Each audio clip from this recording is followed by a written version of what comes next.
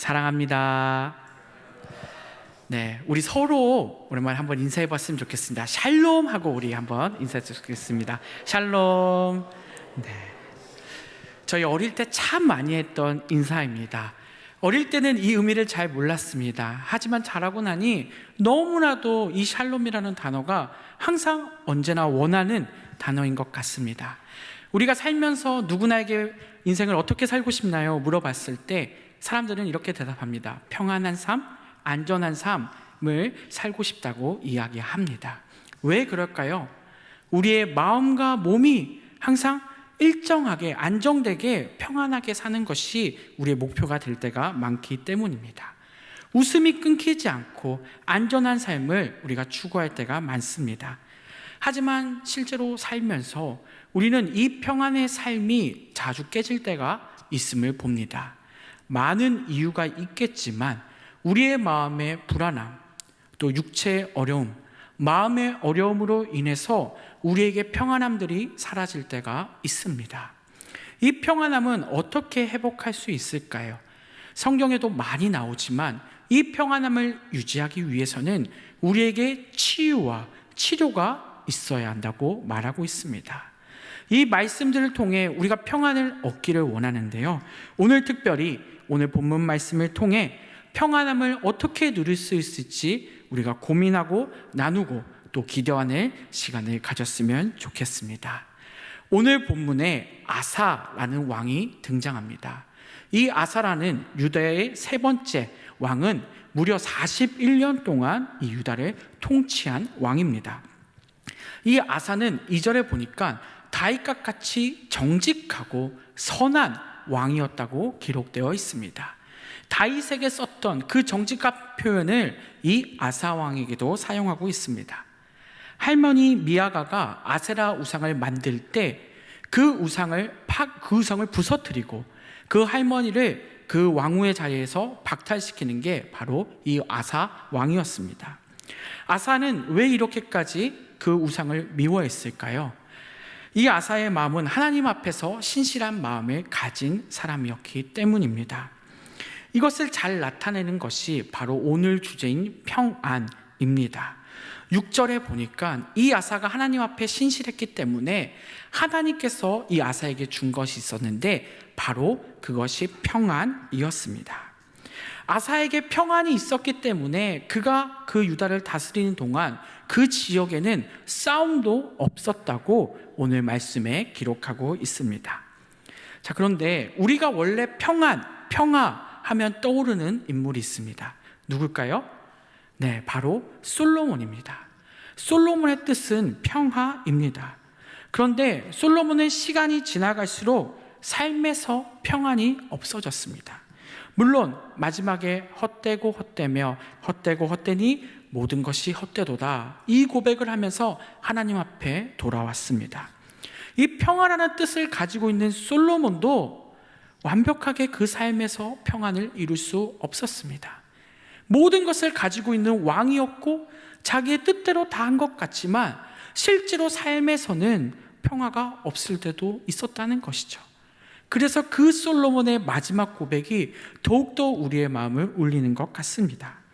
심지어 오늘 본문인 와상 역시도 하나님께서 평안을 주셨지만 말년에는 역대상 뒷부분에 보면 말년에는 평안하지 못했다라고 기록되어 있습니다. 하지만 와상은 그 어떤 사람보다도 하나님이 주신 평안을 누렸던 사람이기 때문에 오늘 본문을 나누려고 합니다. 2절에 보니까 이 아사가 평안을 허락받았던 이유가 등장합니다. 2절에 아사가 그의 하나님 여호와 보시기에 선과 정의를 행하여 라고 기록되어 있습니다. 그런데 생각해보면 이 아사왕의 상황을 봤을 때 선과 정직을 행하기 어려웠습니다. 왜 그렇냐면 할아버지와 아버지가 악을 행하는 자들이었기 때문입니다. 르호보암은 17년, 그리고 아비야는 3년 동안 악행을 저지른 왕이었습니다.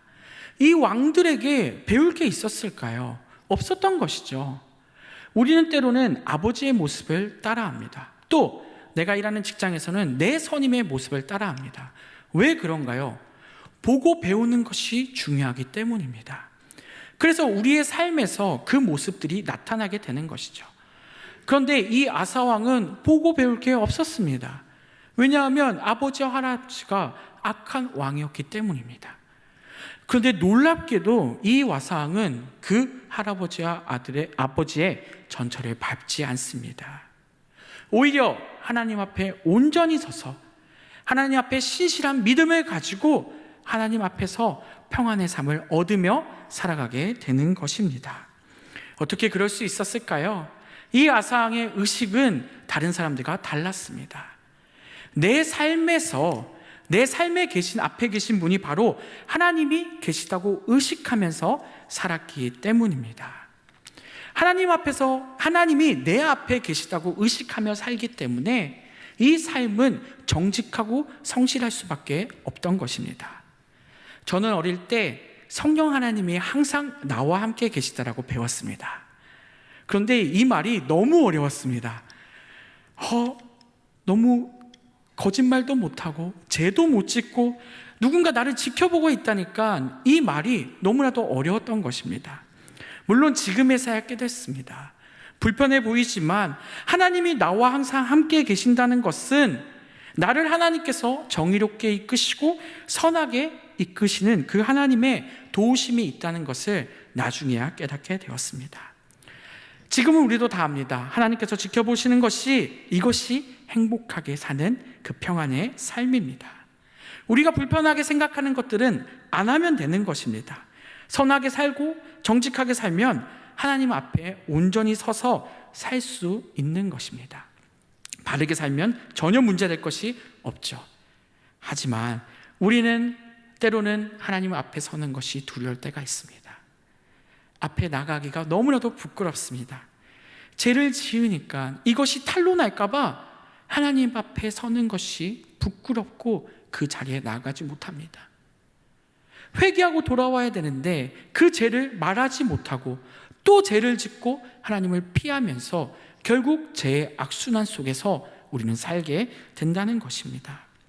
온전히 하나님 앞에 서지 못하니 내 마음이 불안하고 내 마음이 점점 죽고 하나님 앞에 나가지 못합니다. 그렇기 때문에 우리는 하나님 안에서 평안을 얻기 위해서는 내 마음이 하나님 앞에 온전히 서 나가야 합니다. 그리고 우리의 마음을 잘 지켜야 합니다. 잠언 4장 23절에서 27절 제가 읽겠습니다. 모든 지킬 만한 것 중에 더욱 내 마음을 지키라. 생명의 근원이 이에서 남이니라. 구부러진 말을 내 입에서 버리며 비뚤어진 말을 내 입술에서 멀리하라. 내 눈은 바로 보며 내 눈꺼풀은 내 앞을 곱게 살펴 내 발이 행할 길을 평탄하게 하며 내 모든 길을 든든히 하라. 방금 읽은 잠언의 말씀처럼 살기를 원합니다. 마음을 지킬 때, 우리가 지금 고백한 이 말씀대로 살 때 우리는 주님 앞에 온전히 서게 될 줄을 믿습니다.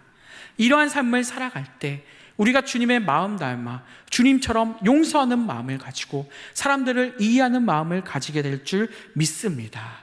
그렇게 살아갈 때 우리가 평안을 얻게 될 줄 믿습니다. 우리가 또 평안을 누리기 위해 해야 할 것들이 없애야 하는 것이 있습니다. 바로 우상 숭배입니다. 남유다와 북이스라엘에 아주 많았던 것이 바로 우상 숭배였습니다. 우상이 무엇입니까? 우상은 하나님을 생각하는 것이 아니라 하나님보다 그보다 더 다른 것에 가치를 두고 그것을 위해 사는 것을 우상 숭배라 합니다. 단순히 모형을 만들고 그것을 숭배하는 것이 아니라 내 머릿속에 하나님보다 먼저 있는 것을 섬기는 것이 바로 우상 숭배라는 것입니다. 우상은 누가 만듭니까? 바로 사람이 만듭니다. 내가 그것을 만들어서 내가 그것에 사로잡히게 된다는 것입니다. 우리는 세상에서 경쟁에서 승리할 때 인터뷰들을 들어보면 그 사람들은 남에게 승리하는 것이 목표라고 아니고 내 스스로를 꺾는 것이 승리한다고 목표라고 많은 사람들이 이야기합니다. 저는 이 이야기를 들을 때마다 우리의 신앙도 마찬가지구나라고 생각합니다. 신앙 성장을 할 때 나에게 최대 문제가 되는 것이 무엇입니까? 바로 나 자신입니다. 내가 최대의 우상이 될 수 있다는 것입니다. 내가 스스로 우상을 만들고 내가 스스로 그것에 끌려다녀서 그것을 숭배하게 될 때가 많다는 것입니다.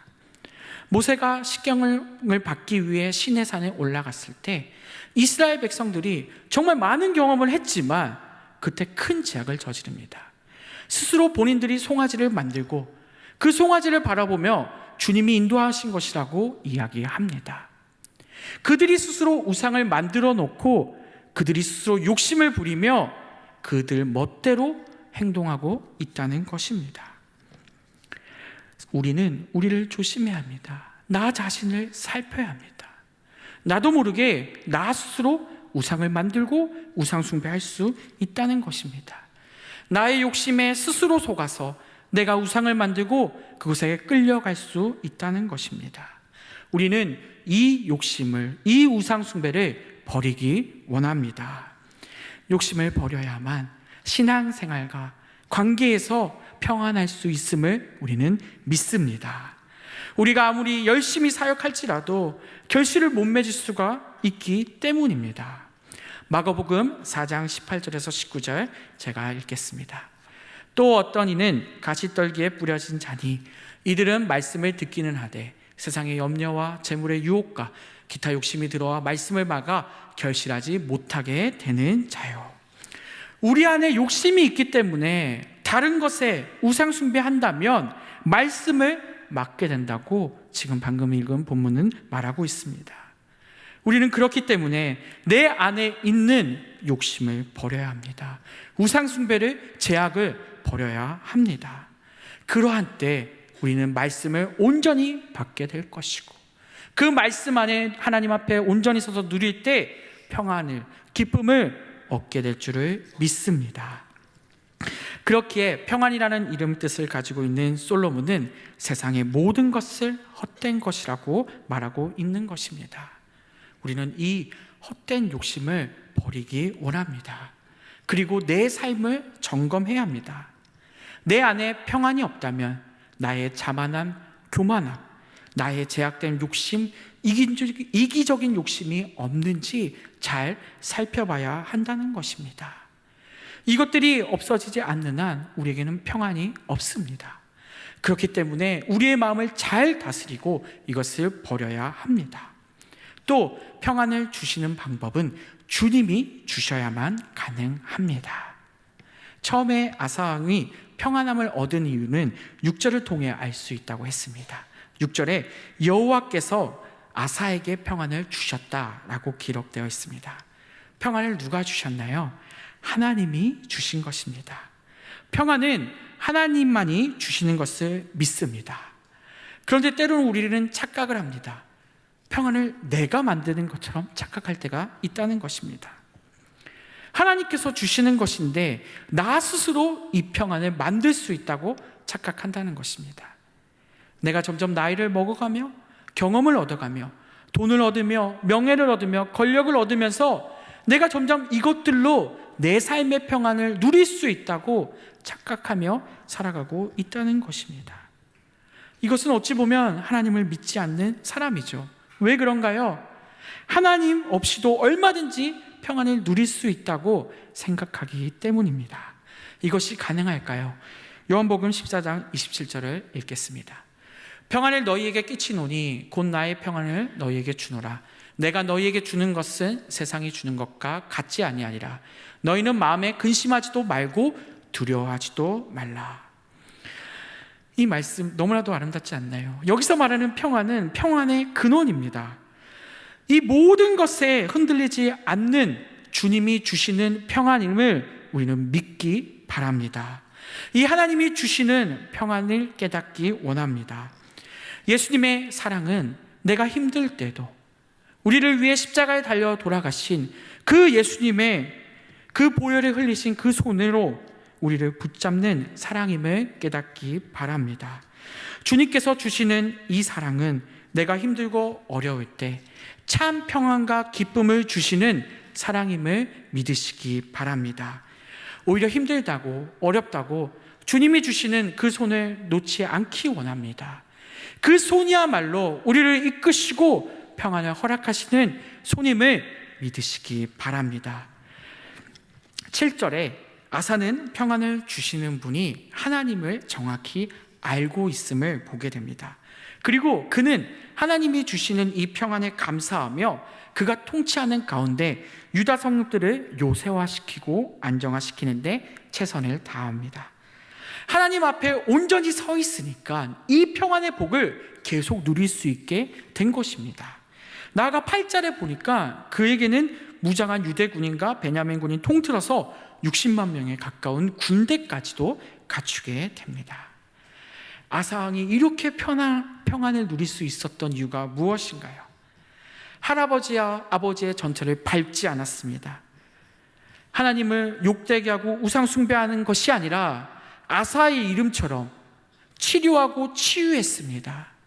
이스라엘 백성들을 위해 우상 숭배를 다 없애고 그들을 치유하며 그 땅을 평안하게 만드는데 최선을 다했다는 것이죠.